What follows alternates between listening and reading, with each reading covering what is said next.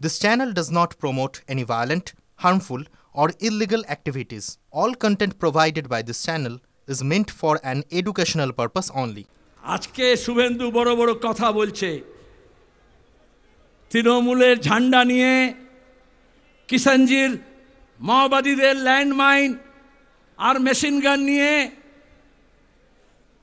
কি বলেছিল, মেদিনীপুরে লাল ঝান্ডা কেন, লাল ন্যাকড়াও দেখা যাবে না। আমাদের এই কর্মী বাহিনী যাদের জন্য কোনো ছাউনি করতে হয়নি, এয়ার কন্ডিশন ক্যাম্প তো ছেড়ে দিন, তাঁবু ছেড়ে দিন, কোনো খানার ব্যবস্থা করা হয়নি। এই প্রচন্ড রোদে দুপুরবেলা কি করে এসে বসবে লাখ লাখ মানুষ, মিডিয়া এই নিয়ে গবেষণা করছিল।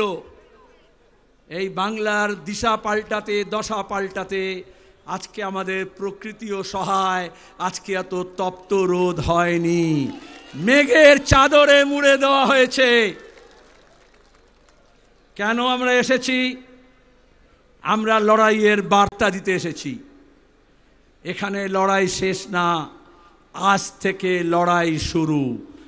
মানুষের যে দুর্দশা আজকেও দেখেছেন, খড়গপুরে ওই রেশমি মেটালিক্স যা তৃণমূলের নেতাদের তোলা দিয়ে কারবার চালায় আর জমি দখল করে, সেখানে দাঁড়িয়ে ধসে 3 জন শ্রমিকের মৃত্যু হয়েছে। আমি সেদিন গিয়েছিলাম মুর্শিদাবাদের শামশেরগঞ্জে, সুতির সাজুর মোড়ে কোথাও পুলিশের গুলিতে যে মানুষ মারা গেল তাদের কাছে গিয়েছিলাম ঐক্যের বার্তা নিয়ে, সম্প্রীতির বার্তা নিয়ে। আমরা এখানে যখন মিটিং করছি, আক্রান্ত আমরা প্রতিনিধিরা, যে অম্বিকেশ মহাপাত্র কার্টুন ফরওয়ার্ড করেছিল সত্যজিৎ রায়ের বার্তা, তাকে তৃণমূল হামলা করেছিল, পুলিশ মামলা করেছিল, জেল দিয়েছিল। তার নেতৃত্বে আমাদের প্রতিনিধি দল, এখন আমরা আক্রান্ত। তারা ওই মনীন্দ্র বর্মন লোকগীতি গায়, ভাওয়াইয়া সঙ্গীত, এই শিক্ষক নিয়োগের দুর্নীতি, আজ 26,000-এর চাকরি গিয়েছে তার জন্য গান বেঁধেছিল, গান লিখেছিল। স্বভাব কবি, সবসময় গান লেখে, গান গায়, লোকশিল্পী বলতে পারেন, গ্রাম্য শিল্পী বলতে পারেন। গান আপলোড করার পরে পুলিশ তার বিরুদ্ধে মামলা রুজু করেছে, তাকে তোরা হামলা করেছে, সে এখন ঘর ছাড়া। যারা আমাদের ঘর ছাড়া করছে, আন্দোলনকারীদের ছাড়া করছে, আমরা শপথ নিচ্ছি তাদেরকে আমরা রাজ্য ছাড়া করে ছাড়ব।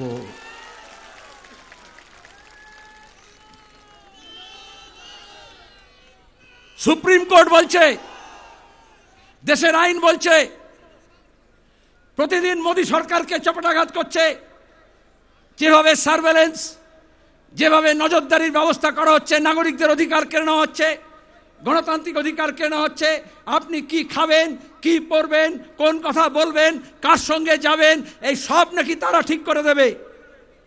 আমাদের সংবিধান বলছে আমাদের অধিকার আছে প্রত্যেকের নিজের নিজের, মেরি মার্জি। সেখানে দাঁড়িয়ে আমাদের যে বৈচিত্র্য আছে, এই যে আলাদা পোশাক আছে, আলাদা খাদ্যাভ্যাস আছে, আলাদা বুলি আছে, আলাদা ভাষা আছে, আজকে একটা ফাঁসিবাদী রাষ্ট্র তৈরি করার জন্য যে নয়া ফাঁসিবাদী ঝোঁক দেখা দিচ্ছে, আরএসএস এই কাজটা চেয়েছিল, ধর্মের উন্মাদনা তৈরি করে, ধর্মীয় ভাবাবেগ তৈরি করে একটা ধর্মীয় রাষ্ট্র করব বলে তারা গোটা দেশে, উত্তর ভারতে, মধ্য ভারতে, পশ্চিম ভারতে গত 3 দশক ধরে যে তাণ্ডব নৃত্য করেছে, গুজরাটে যে গণহত্যা করেছে, আজকে মমতার দয়ায় আর দোয়ায় সেই আরএসএস আমাদের রাজ্যে ঘর বাঁধছে আর মানুষের ঘর ভাঙছে। রাজ্যের পুলিশ, তৃণমূল কংগ্রেস, রাজ্যের প্রশাসনের মুরদ নেই এই দাঙ্গাবাজদের আটকাবে। তার জন্য লাল ঝান্ডাকে মজবুত করতে হবে, ডান্ডাগুলোকে একটু মোটা করতে হবে, তবেই আমরা বুদ্ধদেব ভট্টাচার্যের ভাষায় বলতে পারবো, এ রাজ্যে যারা দাঙ্গা করতে আসবে তার মাথা ভেঙে গুড়িয়ে দেওয়া হবে। এটা রাজ্যের মুখ্যমন্ত্রী সাহস করতে পারেন না। এই বাংলার বুকে জ্যোতি বসু বলেছিলেন যে আজকে গোটা পৃথিবী মানে, যে গোটা দেশ মানে। তাকে জিজ্ঞেস করা হয়েছিল দাঙ্গা কেন হয়, জ্যোতি বসু বলেছিলেন সরকার চাইলে দাঙ্গা হয়, আর সরকার না চাইলে দাঙ্গা হয় না। তাহলে ধুলাগড় বলুন, বসিরহাট বলুন, রানীগঞ্জ, আসানসোল বলুন, উত্তরবঙ্গের বিভিন্ন স্থান বলুন, এই গত বছর রিসরা বলুন, শিবপুর বলুন, মমতা ব্যানার্জি মুখ্যমন্ত্রী চেয়েছিলেন কারণ তিনি আরএসএস এর দুর্গা। আরএসএস তাকে পরিয়েছে, খাইয়েছে, লোকবল জুটিয়েছে, কর্পোরেট ফান্ড দিয়েছে, টাকা দিয়েছে, মুরব্বিয়ানা দেখিয়েছে। আর তারপরে যত সবাইকে এক কাট্টা করেছিলেন, জামাত, জমিয়ত, মাওবাদী, এসইউসি, বিজেপি সব এক হয়ে বলেছিল লাল হটাও দেশ বাঁচাও। লাল হটেছে কিন্তু দেশ বাঁচেনি। তাই আজকে দেশ বাঁচাতে হলে আবার লাল ঝান্ডাকে মজবুত করতে হবে, উঁচু করে তুলে ধরতে হবে। এটা শুধু ব্রিগেড সমাবেশ না, কিষাণ সভা, ক্ষেত মজদুর সংগঠন, বস্তি উন্নয়ন সমিতি, সিআইটিউ কর্মীরা গত কয়েক মাস ধরে মাঠে, ময়দানে, খেতে, খামারে, কলে, কারখানায়, ইট ভাটা থেকে যেখানে বিড়ি বাঁধে, যেখানে মিড ডে মিলের ওয়ার্কার, যেখানে আইসিডিএস এর কর্মী, যেখানে আশা কর্মী, যেখানে বিভিন্ন স্কিম ওয়ার্কার, যেখানে বেকার ছেলে মেয়ে, যেখানে পরিযায়ী শ্রমিক, যেখানে গিগ ওয়ার্কার, তাদের সবার কাছে আপনারা গিয়েছেন। যে কৃষক ফসলের দাম পায় না তার লড়াই, যার সার কালোবাজারি হয় তার লড়াই, যে ফসল রাখার জায়গা পায় না কোল্ড স্টোরেজে তার লড়াই, যে মজুরি পায় না তার লড়াই, যে বেকার কাজ পায়নি তার লড়াই, আর যারা কাজ পেয়েও এই তৃণমূলের অপদার্থতার দুর্নীতির জন্য কাজ হারিয়েছে তাদের লড়াই। এই সব লড়াইকে মালা গাঁথার মতো করে আমাদের যেমন পুঁথি গাঁথা হয়, যেমন একটা মালা হয়, যেমন ফুলগুলোকে একটা সুতোর মধ্যে গেঁথে মালা তৈরি করা হয়, সেই রকম এই ধরনের আন্দোলনগুলোকে গণ আন্দোলনের জোয়ার তৈরি করার জন্য প্রত্যেকটা আন্দোলনকে আমাদের ঐক্য একই সূত্রে গাঁথতে হবে। সে কাজই লাল ঝান্ডা করছে। এজন্য বিজেপি আর তৃণমূলের দুজনেই প্রতিদিন দেখবেন, যারা বলেছিল সিপিএম শেষ, লাল ঝান্ডা শেষ, বিজেপি বলছে ওখানে সিপিএম আছে, লাল ঝান্ডা আছে, বিজেপি বলছে ওখানে সিপিএম আছে, লাল ঝান্ডা আছে। আমরা বলছি হ্যাঁ আমরা আছি, কারোর দয়ায় আমরা বেঁচে নেই। আতপেটা খেয়ে না খেয়ে ঘর ছাড়া হয়েও আমার কর্মীরা লাল ঝান্ডা ছাড়েনি, ছাড়বে না। কারণ এটা একটা আদর্শ, এটা একটা লক্ষ্য। বিজেপি আর তৃণমূল এই বাংলাকে একটা লক্ষ্যহীন জায়গায় নিয়ে যেতে চাইছে, যেখানে আমাদের ইতিহাস, আমাদের সংস্কৃতি, আমাদের শিক্ষা, আমাদের ঐক্য, সম্প্রীতি, আমাদের ভালোবাসার সম্পর্ক, আমাদের শান্তি, এই সবটাকে ওরা ছিঁড়ে খাবলে খেতে চাইছে। আজকের লড়াইটা হচ্ছে মানুষের দুর্দশা পাল্টানোর জন্য, আমাদের রাজ্য এবং দেশের দশা পাল্টানোর জন্য দিশা পাল্টাতে হবে। আর সেই দিশা, নতুন দিশার জন্য আমরা এখানে জড়ো হয়েছি। আর যখন সংকট হয়, যখন সমস্যা হয়, যখন বিপদ আসে, এমন করে যে আপনি একটা রাস্তা দিয়ে হেঁটেও যান, যদি অ্যাক্সিডেন্ট হওয়ার ভয় থাকে তাহলে বলা হয় একটু বাঁ দিকে চেপে যান, বাঁ দিকে ধরুন। আজকে এই রাজ্যকে, এই দেশকে বাঁচাতে হলে একটু বাম পথ ধরতে হবে। সেজন্য আমরা বলছি শুধু আমরা না, যে 4টি সংগঠন আজকে এখানে এসছে তারা না, আমাদের সঙ্গে অনেক সংগঠন যোগাযোগ করেছে। আপনারা সিআইটিউ, অল ইন্ডিয়া কিষাণ সভা, all India agriculture workers union, বস্তি উন্নয়ন সমিতি, 4টে সংগঠনে ডাক দিয়েছেন। আমরাও তো আসতে চাই। অনেকে দেখেছেন এখানে এসছেনও। আমরা বলেছি সবাই আসুন, সবাই আসলে ব্রিগেডে স্থান সংকুলান হবে না, রাজ্য জুড়ে ব্রিগেড গড়ে উঠবে। আর সেই ব্রিগেডে আপনাদের সবাইকে আমন্ত্রণ জানাচ্ছি। যারা বিজেপির টাকা খাবে না, যারা তৃণমূলের ভয় পাবে না, তাদের সবাইকে নিয়ে আমরা 26-এর লড়াই লড়ব। বন্যা টুডুর কাছে শুনেছেন আপনারা, লড়াইয়ের ময়দান থেকে উঠে এসছে। আমাদের নেতা নেত্রী টালিগঞ্জের আর বলিউডের স্টুডিও থেকে উঠে আসে না। জমির লড়াই, যাদের পাট্টা ছিল পাট্টা কেড়ে নিয়েছে, তাদের লড়াই করে নাকে হ্যাঁ করে নাক খত দিয়ে এই প্রশাসনের জমির লড়াইতে নিজের ভূমিতে কৃষকরা তার নিজের অধিকার প্রতিষ্ঠা করেছে, তার প্রতিনিধিত্ব করতে এসছে। সে কি বলেছে ক্রিকেটের ভাষায়? আমি খুব বেশি ক্রিকেটের ব্যবহার করি না। বলেছে উইকেট ফেলে দেবো 26-এ। আর আপনার শুধু বললে হবে, যারা পেছনে আছে, কি উইকেট ফেলবেন তো? তার জন্য আমি একটু ফুটবল বেশি ভালোবাসি। ফুটবলে হচ্ছে একটু নেমে খেলতে হয়, আমাদের সবাইকে একটু নেমে খেলতে হবে। কি রাজি তো? নেমে খেলবো, যাতে এই চোর জোচ্চোর দুর্নীতিবাজকে 14 তালা থেকে টেনে হিঁচড়ে আমরা মাটিতে নামাতে পারি, সেই শপথ আমাদের নিতে হবে।